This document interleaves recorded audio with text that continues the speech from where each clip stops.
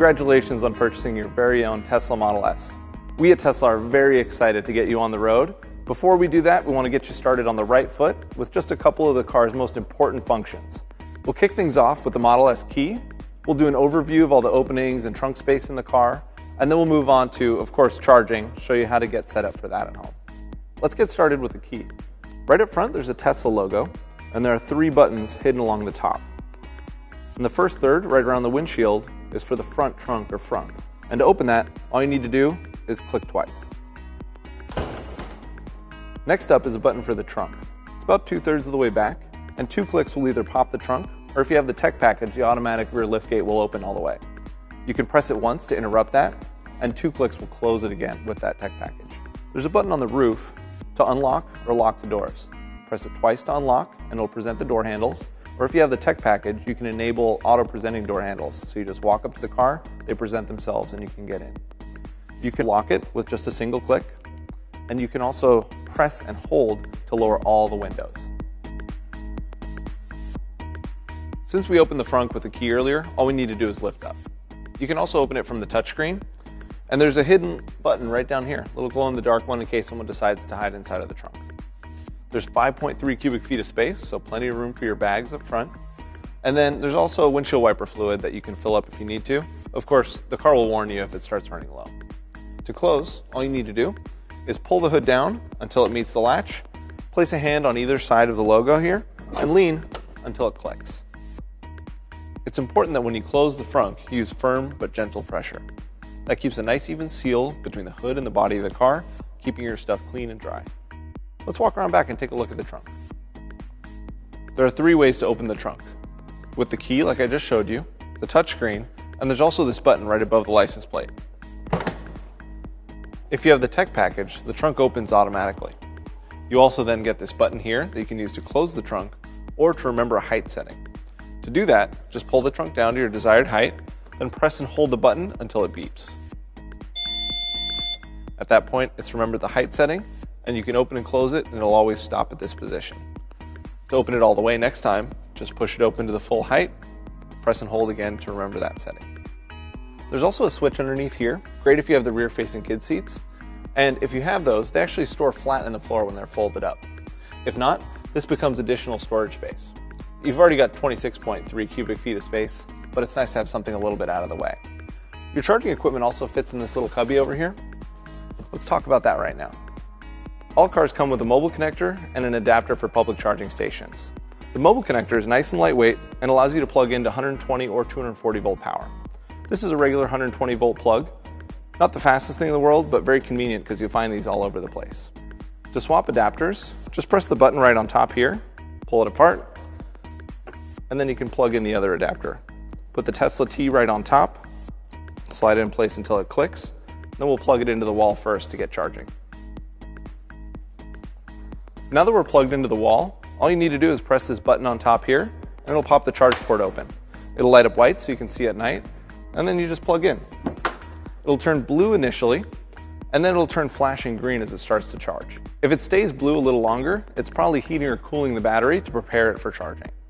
The flashing green will actually flash faster when the state of charge is low, and as it fills up, it gradually slows down and then goes solid green. You can also see the charging status on the instrument panel when the car is unlocked.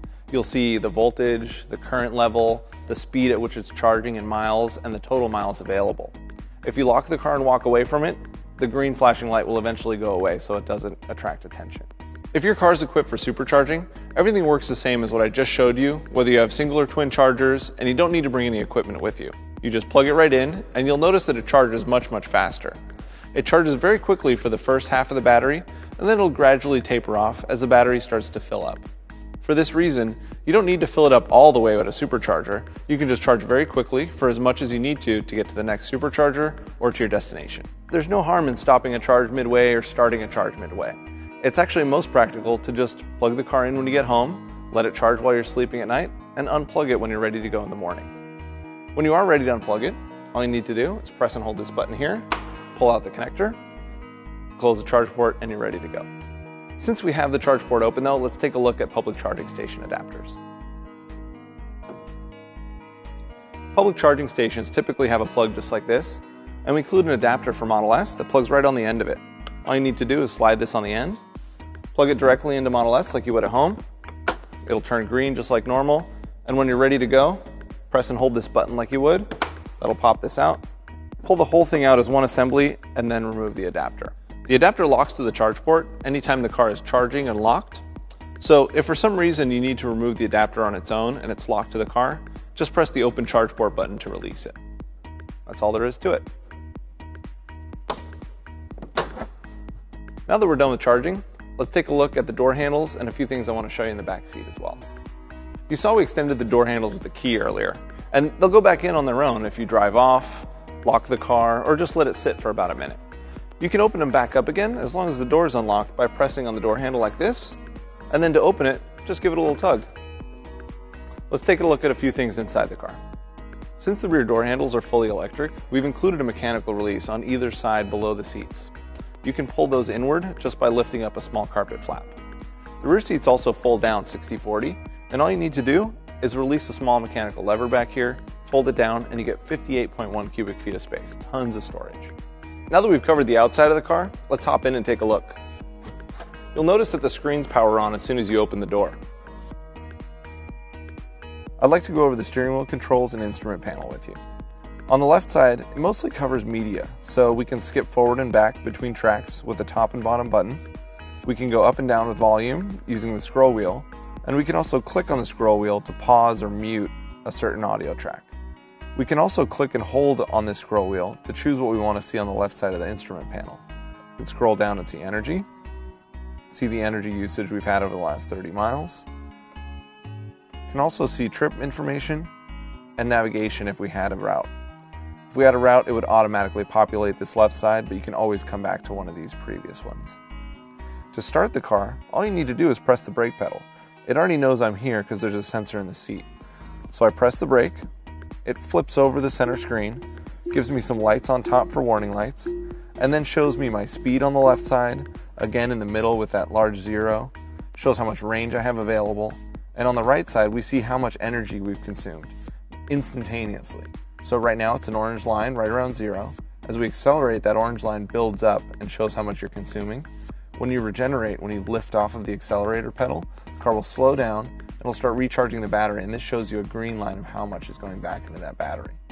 You can also see what gear you're in on the bottom. So it's in park right now, but reverse or neutral would show there. The reverse neutral selector is right here. So I can press down for drive, I can press R for reverse, and just a little half click in between gives us neutral. Pressing on the end gives us park. And if I need an emergency brake while driving for whatever reason, you can just press and hold and that'll actuate the emergency brakes. On the right side, we have voice control with the top button. So I can press and hold on this and tell the car to navigate to a location. I can also ask it to play a certain track. So if I wanted to do that, I would press and hold, wait till it says recording, and then say something that it would do. So, play Rolling Stones. Let go of the button, and then it'll search for what I'd like to do. It now brought up Rolling Stones here. I can press on that on the touchscreen, and the car will automatically start playing Rolling Stones. I can see that on the right side using the same control here where I hold down the scroll wheel, and now I can choose between these different choices. So, media, and now I see that the car is playing Rolling Stones. Very cool. We can also use the bottom button to choose the menu here. We can customize or we can choose the phone menu.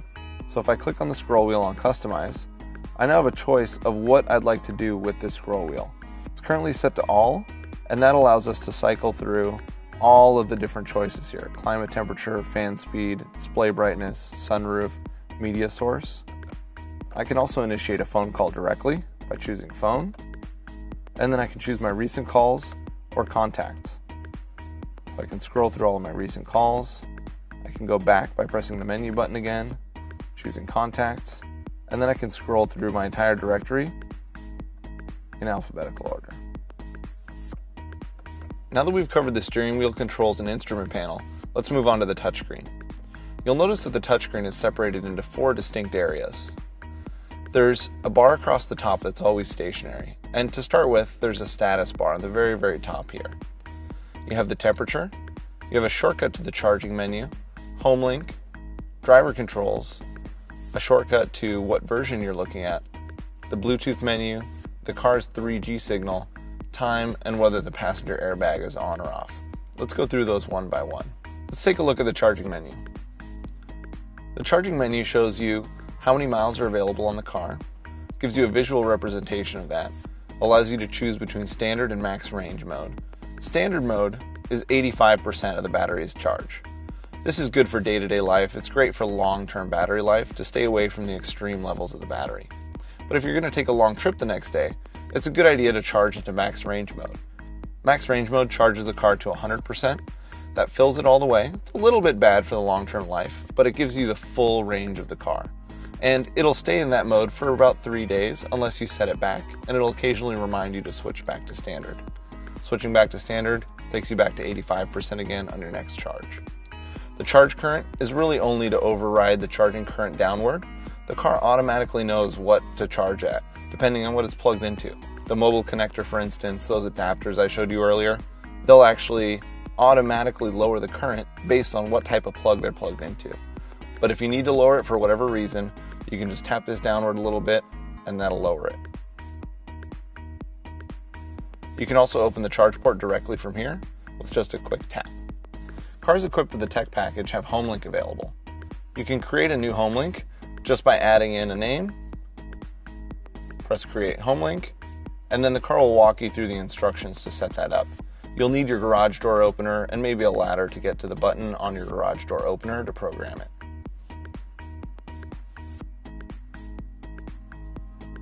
You can also set a driver profile from here. Press Driver Profile Settings, add a name, create profile, and it'll actually create that for you and allow you to adjust your seating position and then save when it's done. Within the profile, you can see what's saved by pressing right here, and that'll show you that it's more than just seat controls. It saves your lights and lock settings, your map, your units and format, climate control, a number of different things, so the car remembers how you like it. By pressing the Tesla T here, you can see what version software you're on, see the release notes for that latest software, the VIN number for the car, and what model you have. Next up is Bluetooth.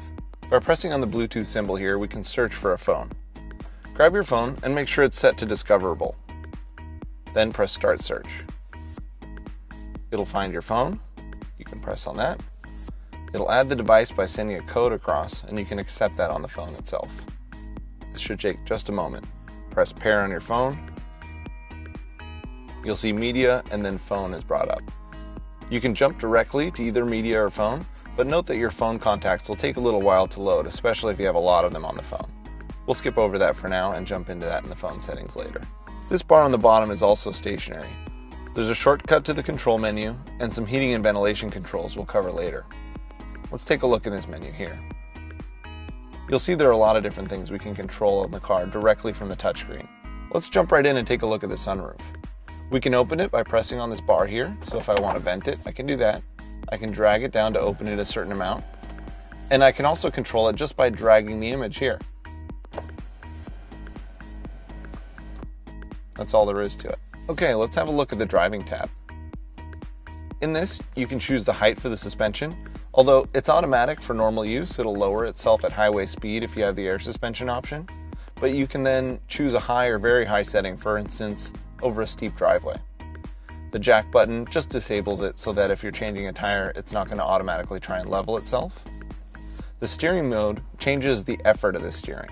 So what that'll do is the Sport will give you a stiffer, tighter steering, a little more feedback, whereas the Comfort lightens it, makes it a little bit easier to drive in the city.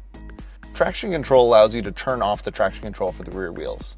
The stability control will stay on, but it allows you to have a little bit of fun with the car. Of course, that's going to use up some of your tires, so we recommend you keep that on. Regenerative braking allows you to lower the amount of force you get when you lift off of the accelerator pedal. Driving in standard is great, it's much more efficient, and it mimics more what you would feel in a manual transmission car when you let go of the accelerator pedal. For someone who's used to an automatic, maybe the low setting is better for them, but you should note that it's a little bit less efficient. You'll get less energy back when you slow down by letting off the accelerator pedal. You also have a choice of whether you want what we call creep on or off. That also mimics an automatic transmission. When it's on and you release the brake pedal, The car will crawl forward or backwards depending on which gear you're in. Next up, we'll jump into the trips tab. You can see how much energy you've used since your last charge, and the distance that you've traveled, and what the average energy per mile has been. You also have two different trip meters that you can set independent of that, an A and a B trip, much like you would have in a normal car, except these also save your energy usage, the total energy and the average energy per mile. Let's jump into the displays now. With the displays, you can choose the brightness for either day or night mode by sliding the scale up or down. You can also choose day or night mode independently, or leave it to an automatic setting so that the sensors in the car will turn it to day or night mode depending on how bright it is outside. Next, we have e-brake and power off. Here you can control your parking brake independently, and this button also turns red and turns into an emergency brake while you're driving. But remember that the button on the gear selector for park is also your emergency brake if you just press and hold. You can also use this to turn off the parking brake to leave the car free rolling at, say, a car wash or somewhere else where you may want the car to be free rolling. To do that, press the blue button here while your foot's on the brake pedal. That will disable the parking brake, and then you can power off the car by pressing this button here. Then when you get out, it won't automatically put the car into park. The car will give you a quick warning, and then you can power off. In order to turn the car back on, all you need to do is hop in, press on the brake, or touch on the touchscreen, and then you can press here to actuate the parking brake. On the bottom, we have access to open the front or rear trunks, lock or unlock the doors, and open the charge port. On the right side, we have dome light settings. We can turn the ambient lights on or off, turn the daytime running lights on or off, the fog lights if you have those, and then you also have headlight settings, which you can just leave to auto. Remember that you always have the hazard lights on this button right here, and one of the cool things is you can actually see a representation of the lights that are on this screen directly. Next, let's have a look at the settings tab. Under this, we can take a look at our media player accounts. We can also look at our maps and navigation magnification as opposed to zoom, which is a little different, and also set the home page for our web browser. We also have access to our driver profiles, which we discussed earlier in the status bar. And we also have access to units and format. You can set distance to miles or kilometers, your time to 12 or 24 hours, temperature, Fahrenheit and Celsius, charging units to show distance or energy while you're driving the car, and also your range display, whether you want rated, which is the EPA rating, or ideal, which is closer to a 55 mile an hour cruise. Next, we have vehicle controls. You can adjust whether you'd like the doors to lock when you drive away, the child protection lock for the rear doors. You can also set with the tech package walk-away door locking, whether you'd like the door handles to auto-present. You can also turn mirror auto tilt on or off while reversing, turn the alarm on or off. You can choose whether you'd like the headlights to stay on for 2 minutes after exit, and you can also turn on range mode, which lowers the output of the air conditioning and heater and will turn on seat heaters first while warming the cabin to save energy. You can also turn on access to the mobile application from here. And finally, we have Home Link. This is a shortcut to the menu we saw earlier, allowing you to set up a garage or gate opener. Also on the bottom here, you have controls for the seat heater and heating and ventilation controls. The seat heater starts off nice and warm, and you can step it down from here. You can also choose temperature by pressing up and down on these, and if you like, you can sync it with the passenger side or choose separately. You also have the front defroster, the rear defroster, an on or off button to turn everything on or off, and you can even customize right here. Open this up, you can choose the fan speed independently, you can choose the direction, whether you want to recirculate, or turn the AC on or off. There's also a redundant volume control for the passenger in the bottom right corner. Let's take a look at the applications. You can see that we have media and navigation highlighted here. The media is on top and navigation's on the bottom. If you want to open something on the top, all you need to do is tap on it. So we can tap on energy, it'll open right up top.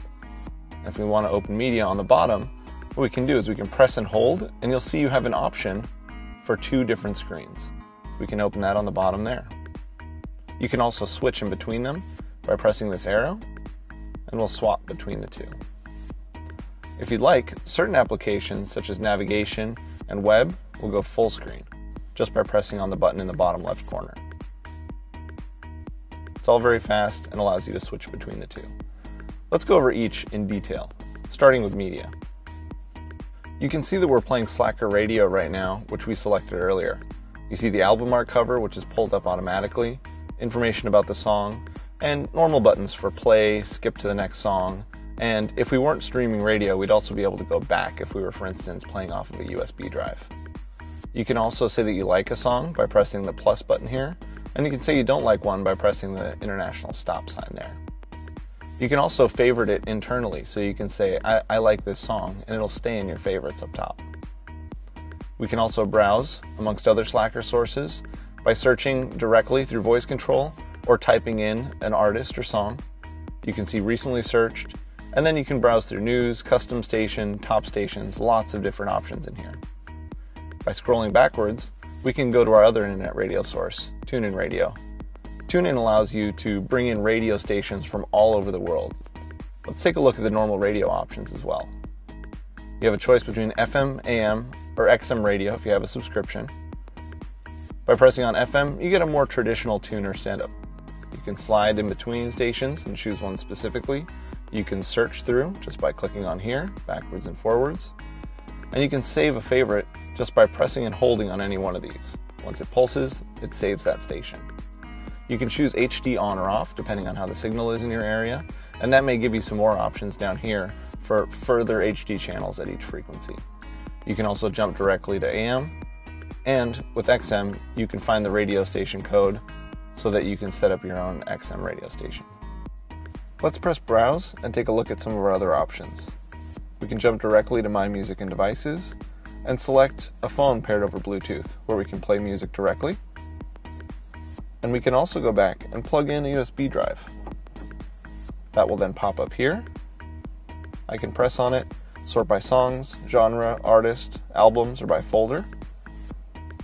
And then I can play something directly here.